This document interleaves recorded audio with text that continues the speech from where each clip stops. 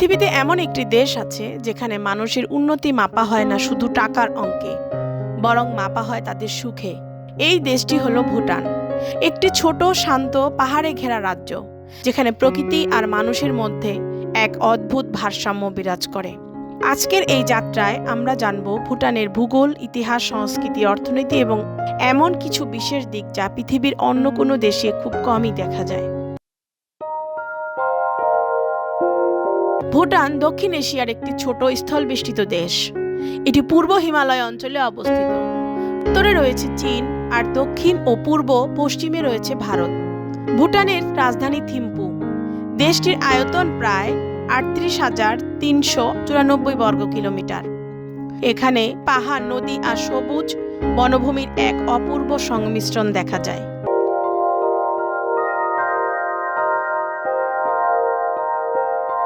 ভুটানের ভূতাত্ত্বিক ইতিহাস শুরু হয় প্রায় ৫ কোটি বছর আগে, যখন ভারতীয় টেকটনিক প্লেট ইউরেশিয়ান প্লেটের সাথে ধাক্কা খায়।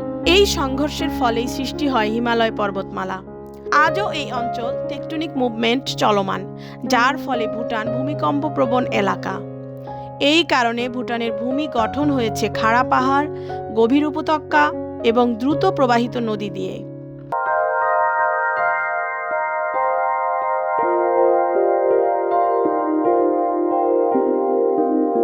ভুটানের ইতিহাস অনেকটাই বৌদ্ধ ধর্মের সাথে জড়িত। ১৭০০ শতকে জাবদ্রং নগওয়ান নামগিয়াল ভুটানকে একত্রিত করেন এবং একটি স্বাধীন রাষ্ট্র হিসাবে গড়ে তোলেন। ১৯০৭ সালে ভুটানে রাজতন্ত্র প্রতিষ্ঠিত হয়। বর্তমানে ভুটান একটি সাংবিধানিক রাজতন্ত্র, যেখানে রাজা এবং নির্বাচিত সরকার একসাথে দেশ পরিচালনা করে। বর্তমান রাজা হলেন জিগমে খেসাল নামগিয়েল ওয়াংচুক।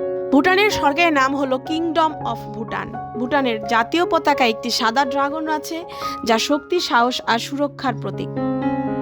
জাতীয় প্রাণী তাকিন, জাতীয় ফুল ব্লু পপি।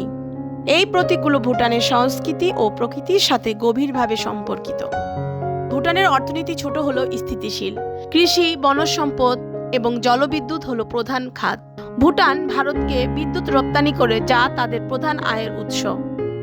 এছাড়া পর্যটনও একটি গুরুত্বপূর্ণ খাত। তবে ভুটানে পর্যটন নিয়ন্ত্রিত, যাতে পরিবেশ ও সংস্কৃতি রক্ষা করা যায়। ভুটানের বেশিরভাগ মানুষ গ্রামে বসবাস করে। তাদের প্রধান জীবিকা হলো কৃষিকাজ ও পশুপালন। ধান, ভুট্টা, আলু ইত্যাদি প্রধান ফসল। মানুষের জীবনযাপন খুবই সহজ, শান্ত এবং প্রকৃতি নির্ভর।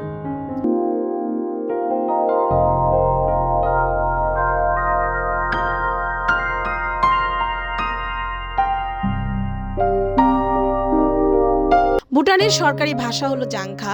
এছাড়া ইংরেজি শিক্ষা ও প্রশাসনে ব্যবহৃত হয়। কিছু অঞ্চলে নেপালি ভাষাও প্রচলিত।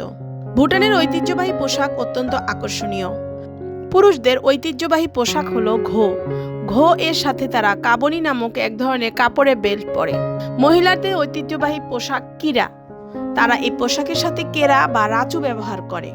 সরকারি অফিস ও স্কুলে এই পোশাক বাধ্যতামূলক। প্রধান খাবার হলো লাল চাল, বাজরা, ভুট্টা ইত্যাদি। মশলাযুক্ত মাংস, মসুর ডাল এবং সবজি উল্লেখযোগ্য। মাখন ও পনির অত্যন্ত জনপ্রিয়। পুরুষদের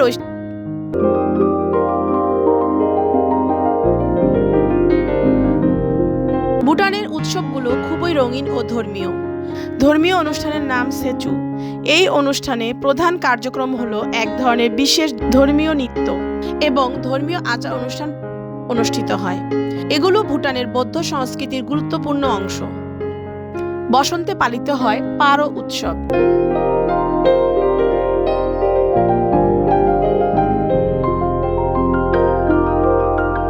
ভুটান বিশ্বের একমাত্র দেশ যেখানে গ্রস ন্যাশনাল হ্যাপিনেস ব্যবহার করা হয়।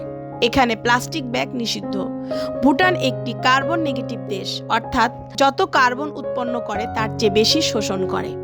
এখানে ট্রাফিক লাইট নেই, পুলিশ নিজেই ট্রাফিক নিয়ন্ত্রণ করে।